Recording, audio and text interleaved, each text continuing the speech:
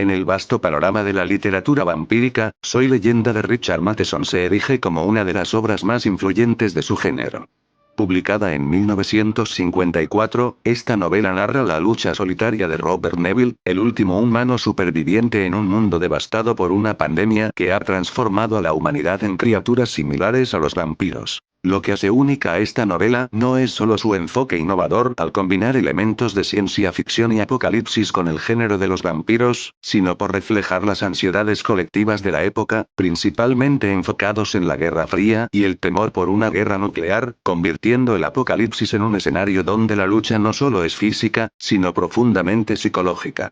Matheson desafía las narrativas tradicionales del bien y el mal al invitar al lector a cuestionar quién es realmente el monstruo en una sociedad donde los valores y las normas han sido completamente trastocadas.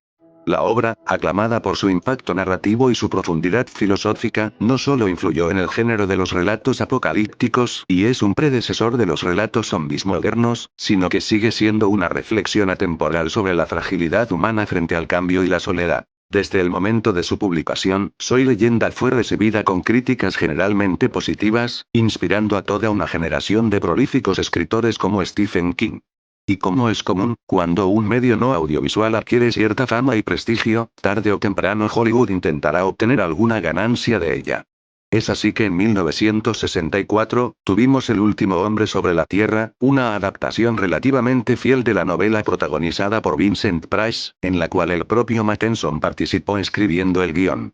En 1971 salió The Omega Man, una película protagonizada por Charlton Heston y que adaptaba con varias libertades la historia de la novela original, con el protagonista no enfrentándose a vampiros, sino a una secta de mutantes albinos conocidos como la Familia, supervivientes de una guerra nuclear que aniquiló a casi toda la humanidad. Estas dos adaptaciones, aunque no eran 100% fieles a su material escrito, influenciaron de gran manera al cine de George Romero, que convirtió a los vampiros descritos por Matheson en el prototipo de zombies que hoy todos conocemos. A principios de los años 90, gracias a cintas como la adaptación de Drácula de Francis Ford Coppola, el público recuperó el interés por las películas de vampiros, motivo por el cual Hollywood decidió hacer una tercera adaptación de Soy Leyenda, que contaría con la dirección del legendario Ridley Scott, director de clásicos como Alien, El octavo pasajero, Blade Runner y Gladiador. Con Arnold Schwarzenegger originalmente elegido para interpretar al solitario Robert Neville, el proyecto aspiraba a ser una ambiciosa mezcla de acción, ciencia ficción y reflexión filosófica. Scott, conocido por su talento para crear atmósferas cargadas de tensión y mundos detalladamente construidos, planeaba un enfoque sombrío que se distanciaba de las adaptaciones anteriores de la novela. Sin embargo, pese a sus promesas, esta versión nunca llegó a realizarse, dejando tras de sí una mezcla de curiosidad y especulación sobre cómo habría redefinido el género postapocalíptico. En este video, exploraremos las circunstancias que rodearon el desarrollo de este proyecto frustrado, analizando las decisiones creativas, los obstáculos técnicos y financieros que enfrentó, y el impacto que dejó en la industria cinematográfica a pesar de no haber visto la luz. Cabe aclarar que la mayoría de la información la saqué de universodescienciaficción.blogspot.com, página perteneciente a Manuel Rodríguez, quien hizo un excelente trabajo de investigación en torno al proyecto. Dejaré el link al artículo en la descripción de este video para que vayan a leerlo, 100% recomendado. Sin nada más que decir, empecemos con el video. En 1996, Warner Bros., que poseía los derechos de Soy Leyenda desde la adaptación del 71, le compró al guionista Mark Protosevich un guión original titulado La Celda, que posteriormente se convirtió en una cinta estrenada en el año 2000, siendo protagonizada por Jennifer López y Vincent D'Onofrio. Tras la compra del manuscrito, Lorenzo Di Bonaventura, encargado de producir cintas como Constantine, la saga Transformers, y G.I. Joe, le ofreció a Protosevich ser el guionista en uno de los 3 proyectos que estaba desarrollando, entre los que se incluían, la nueva adaptación de Soy Leyenda. Siendo un gran fanático de la novela original, Mark no escuchó en qué consistían los 2 proyectos restantes, aceptando hacerse cargo casi de inmediato de la nueva versión de la novela de Richard Matheson. Protosevich tuvo libertad creativa casi absoluta, teniendo como única pauta por parte del estudio, que reemplazara a los vampiros por otro tipo de criaturas. El escritor trató de explorar en su manuscrito algunos elementos que le habían llamado la atención cuando había visto la adaptación del 64 en un autocine. ¿Cómo se sentiría alguien siendo la última persona sobre la faz de la Tierra? ¿Podría sobrevivir tanto física como mentalmente? A pesar de que el personaje de Neville se nos presentaba como un superviviente nato, según Protosevich, la cinta sugería que en cualquier momento podría desmoronarse y sucumbir a la locura. El borrador de Protosevich se parece bastante en varios aspectos a la cinta que terminamos viendo en el 2009 protagonizada por Will Smith. La historia estaba ambientada en el año 2002, 4 años después de que un catastrófico brote viral hubiera convertido a la totalidad de la población mundial, exceptuando a nuestro protagonista, en criaturas denominadas como hemositos. A pesar de que no podía incluir vampiros en su guión, Mark sabía que para hacer una adaptación que le hiciera justicia a la novela, debía conservar suficientes aspectos significativos, incluida la naturaleza vampírica de los monstruos, por lo cual, los enemigos del protagonista serían criaturas alérgicas a la luz y sedientas de carne cruda. La historia sigue la rutina de Neville, nuestro protagonista. Transmite un mensaje por la emisora local de radio con la vaga esperanza de que algún otro superviviente esté escuchando. Alimenta a su perro. Mira videos de viejos programas de noticias con los que engañarse por un momento y creer que la vida continúa siendo normal, y finalmente, comienza su siniestra tarea diaria de cazar hemositos que, sabe con certeza, tratarán de cazarlo a él en cuanto se ponga el sol. Sin embargo, un día en particular, Neville cae en una de sus propias trampas y logra liberarse justo cuando cae la noche.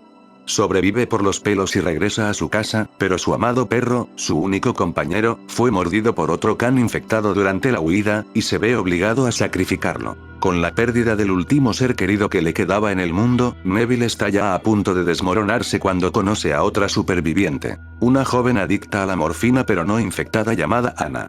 A un primer encuentro difícil, le sigue una convivencia incómoda hasta que ella lo traiciona y lo entrega a los hemositos, quienes tienen a su hermano pequeño como rehén junto a otros supervivientes humanos cosechados para obtener su sangre.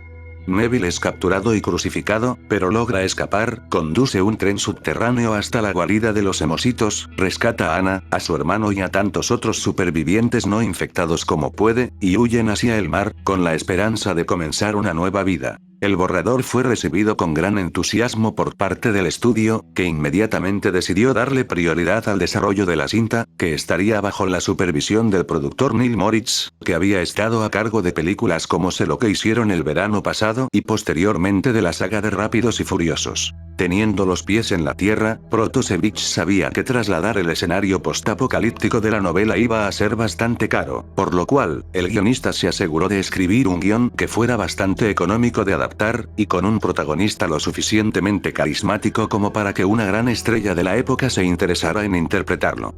Para el guionista, el actor ideal para el rol era Daniel Day-Lewis. Algunos actores que se interesaron en el papel principal fueron Mel Gibson y Michael Douglas, pero el estudio tenía sus ojos en Tom Cruise para encarnar a Neville.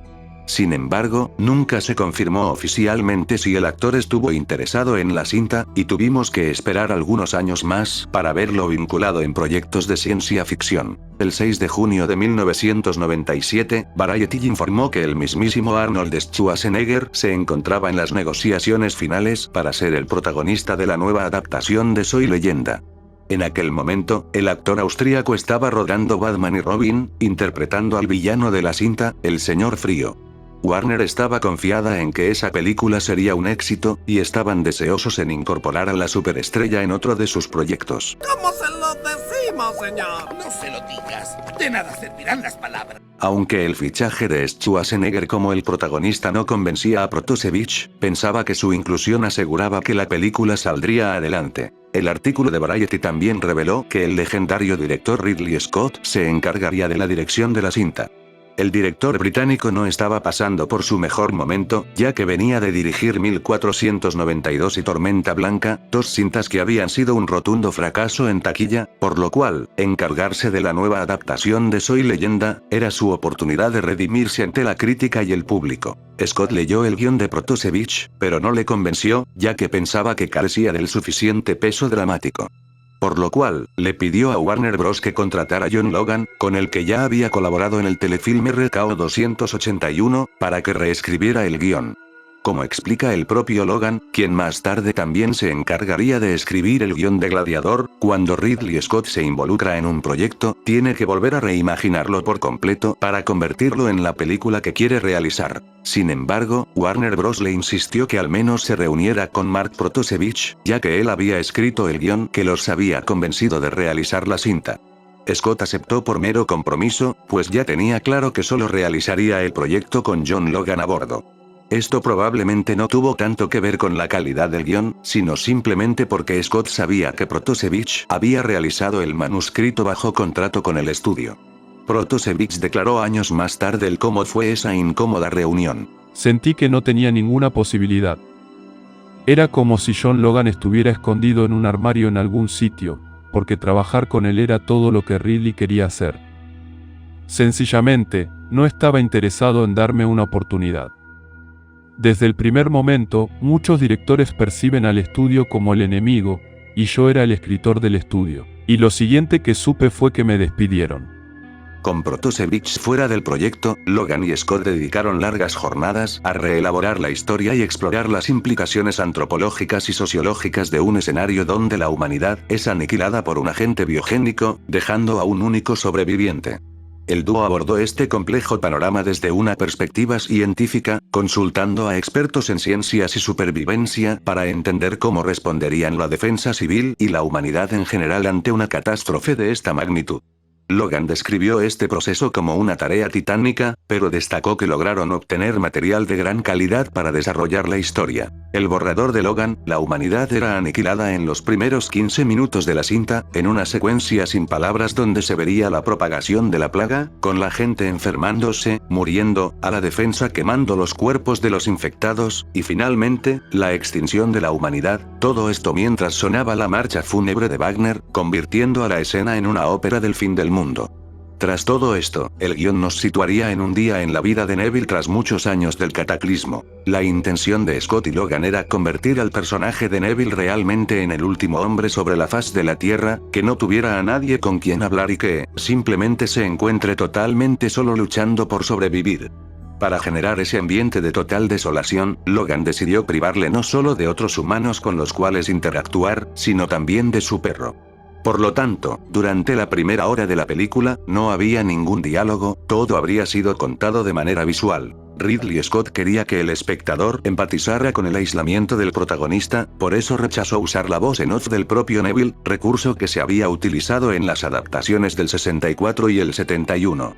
Según Logan, eso le hubiera quitado pureza al concepto. Sin embargo, el director reflexionó de que una hora sin diálogos podía ser algo demasiado abstracto tanto para el estudio como para el público, e intentó un enfoque diferente. Neville, tratando de mantener la cordura en un escenario tan desolador, se alimentaría de los recuerdos de cuando era más feliz y otras personas todavía estaban vivas. Por este motivo, su esposa en los días previos a morir por el virus, grabó varias cintas para Neville. En ellas, hablaría sobre cómo era estar enferma, cómo sería el mundo después de que todos se fueran y cuánto se preocupaba por su esposo Neville. Así que, durante la primera hora del borrador, la única voz que se escuchaba era la extraña voz en off elíptica, nostálgica y romántica de la esposa muerta del protagonista. Para Logan, este recurso hubiera sido demasiado atrevido. Mientras Logan seguía trabajando en el guión, Ridley Scott armó un departamento artístico formado por el diseñador de producción Arthur Max, involucrado en cintas como Seven, el ilustrador conceptual Tani Kunitake, que trabajó en películas como Armageddon y Matrix, y el artista de storyboards Sylvian Desprez, que participó en proyectos como Alien Resurrections, El Quinto Elemento y la cancelada Superman Lives, de la que ya hablamos anteriormente en este canal.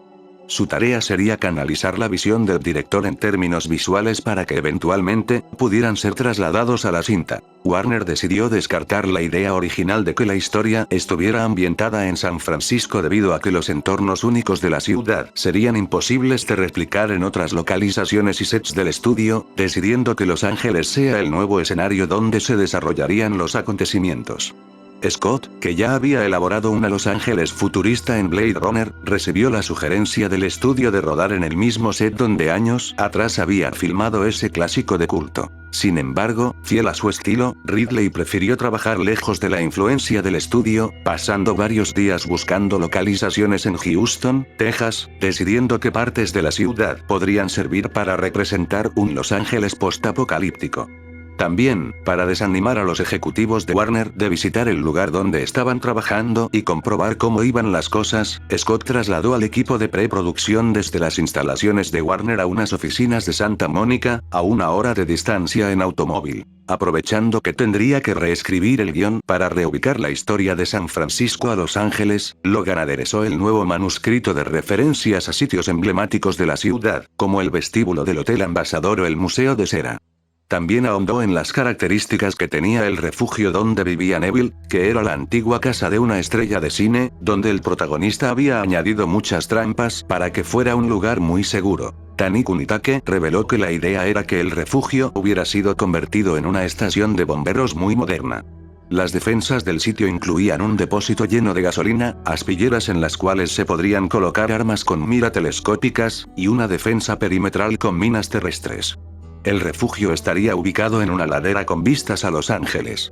Además, Scott sugirió que Neville hubiera llenado su casa con pinturas y esculturas tomadas del museo de Paul Getty, ya que según su razonamiento, el protagonista necesitaría nutrir tanto su cuerpo como su alma. Desprez y Kunitake fueron esbozando storyboards de la mayoría de escenas del guión, que seguía reescribiéndose continuamente, imaginando varias versiones de la casa fortificada de Neville, y numerosas escenas que mostraban a una Los Ángeles en ruinas, al igual que otras ambientadas durante la propagación del virus. Según Sylvain Desprez, la visión de Los Ángeles que Scott quería proyectar, era de una ciudad que poco a poco se había ido modernizando, pero que cuando estalló la mortal pandemia, frenó su avance.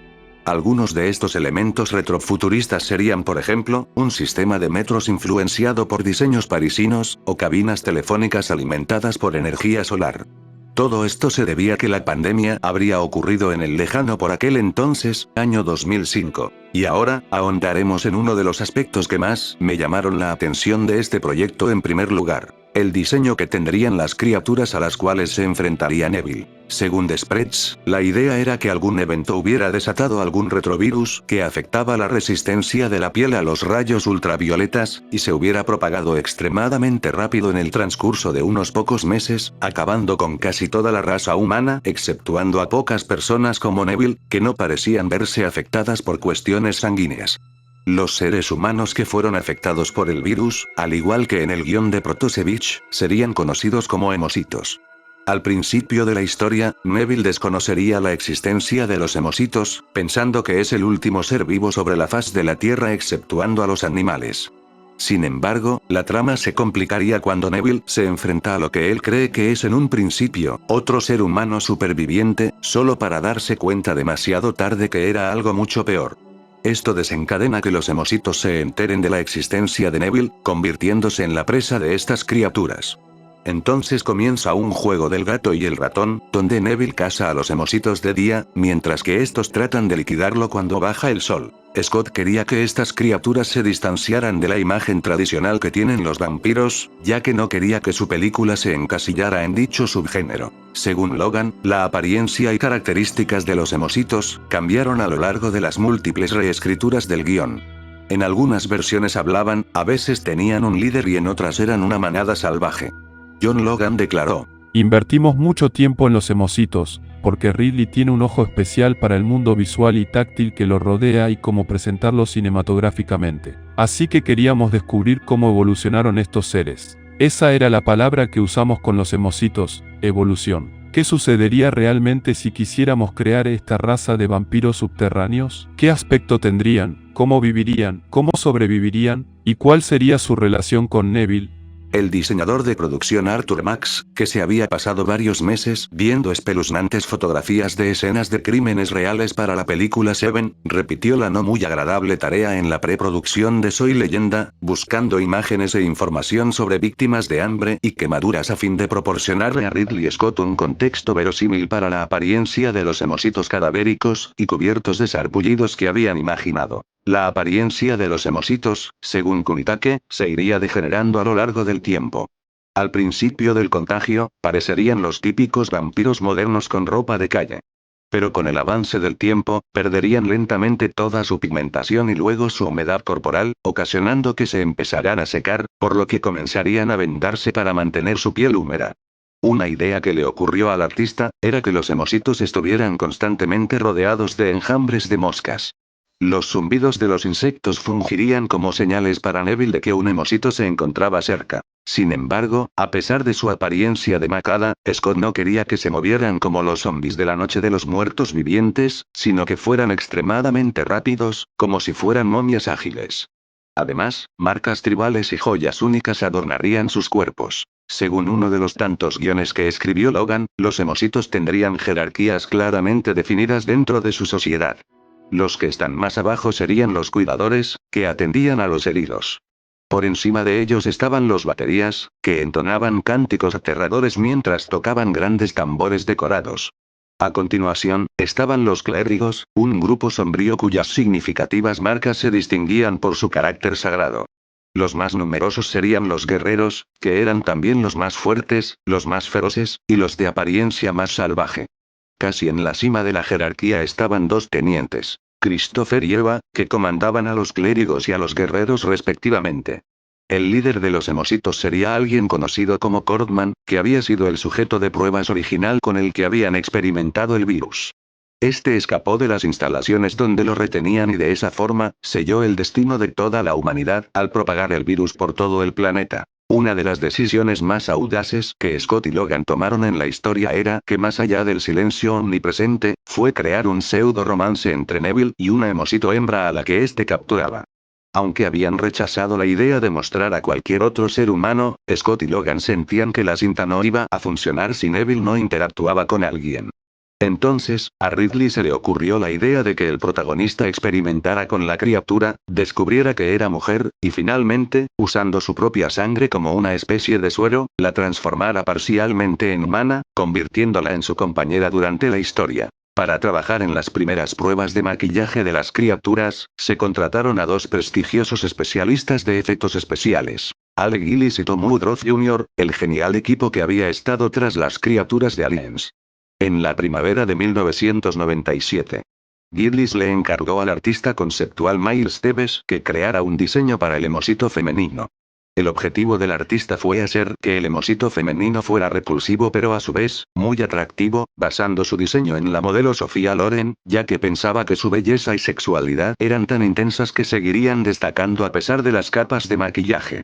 Esto llegó tan lejos que se hicieron maquillajes de prueba de silicona basados en los diseños de Miles Teves y Sylvian Desprez. En 2012, ADI, la compañía de efectos especiales de Ridley Scott, publicó un video en el que Gillis y Woodruff compartieron imágenes de sus diseños para Soy Leyenda.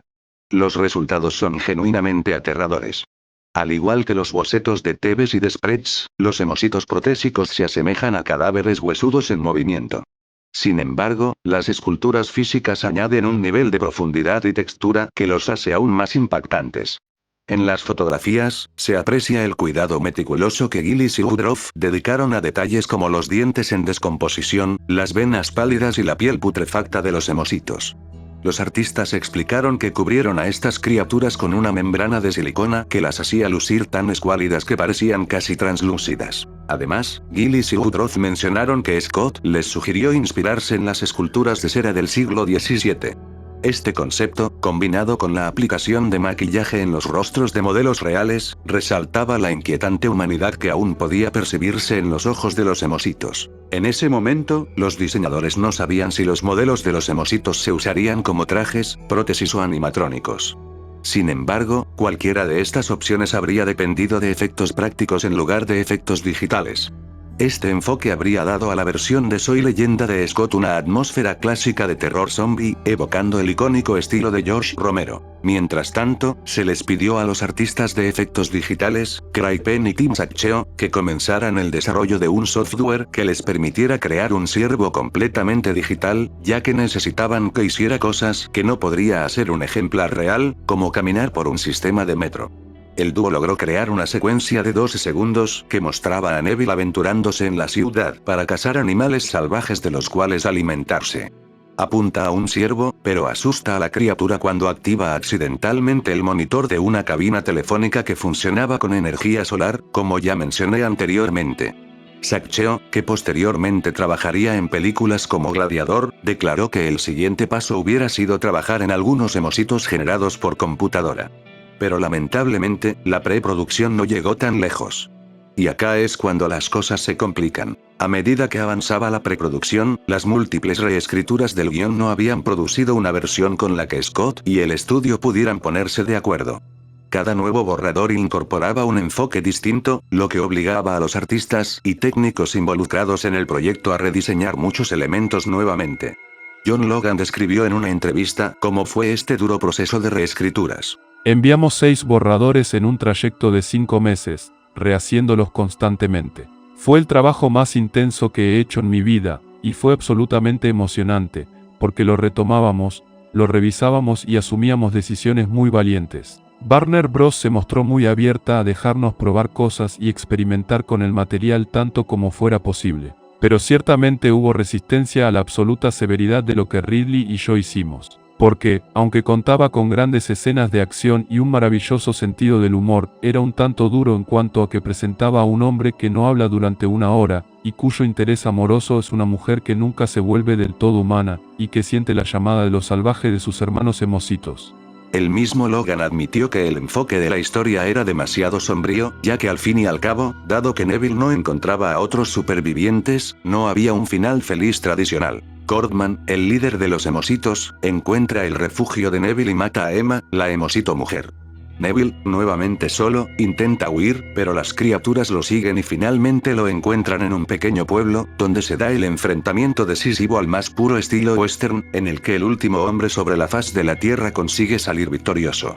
Había un atisbo de esperanza cuando al final de la historia, Robert Neville captaba una transmisión de radio emitida desde algún lugar del mundo. El estudio no estaba dispuesto a arriesgar gastando más de $100 millones en esta versión de la historia, sobre todo porque nadie parecía ponerse de acuerdo en qué clase de película tenían entre manos.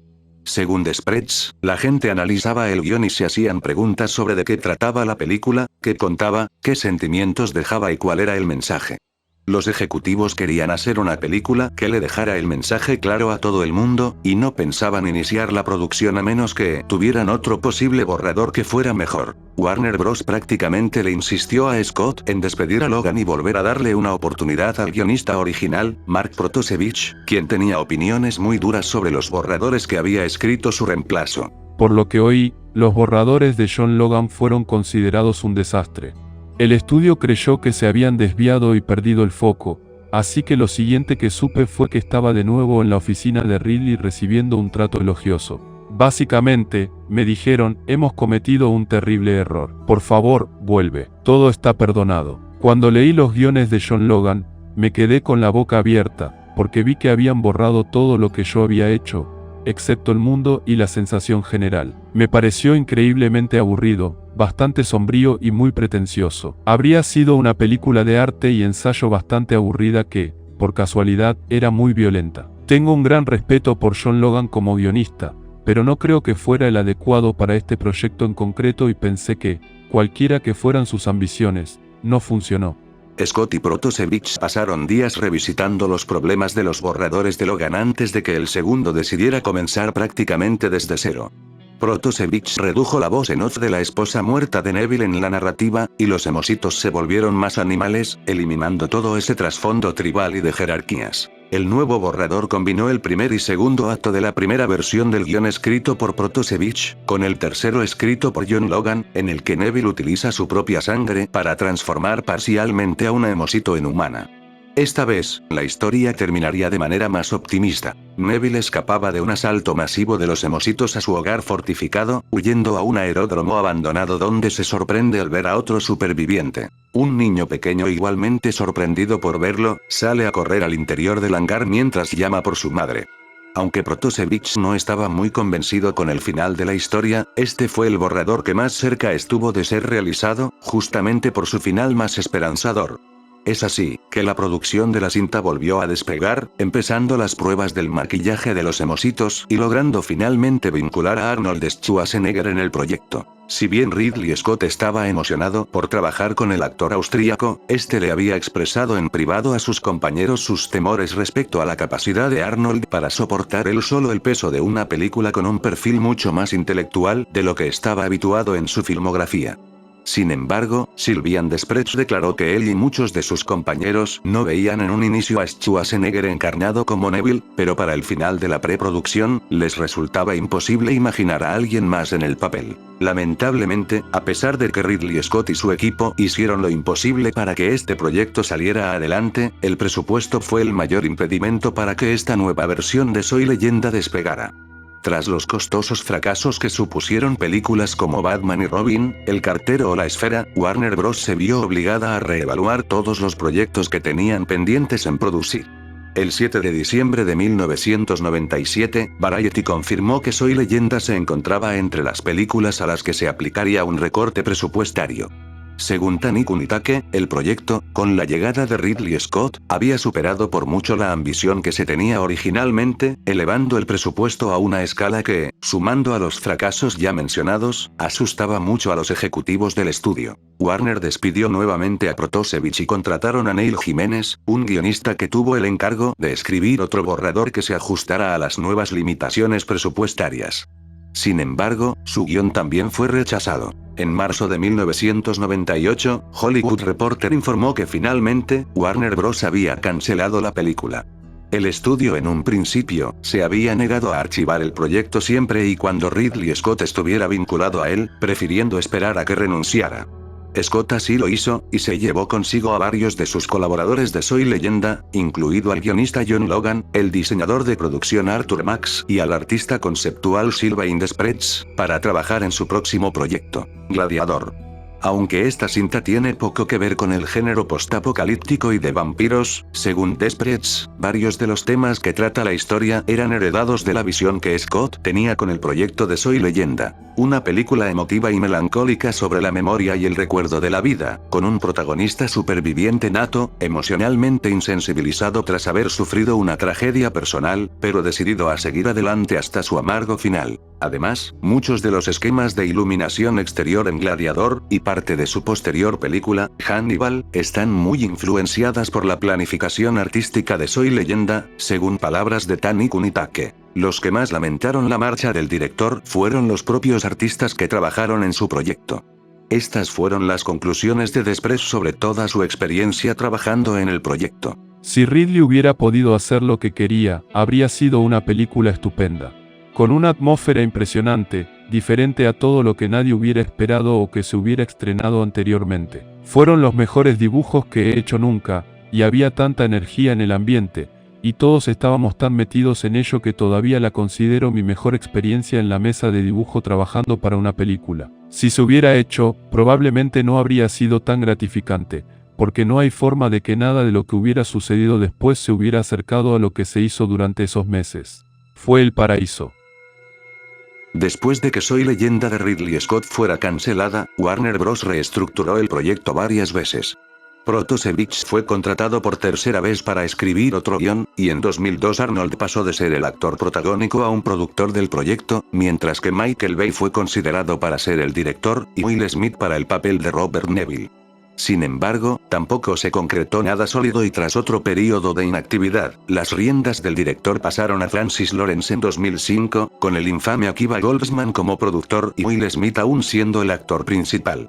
Si bien hubo más contratiempos y dificultades en el camino, Akiva Goldsman reescribió el guión otra vez, trasladando la historia de San Francisco a Nueva York, y en 2007, el rodaje comenzó.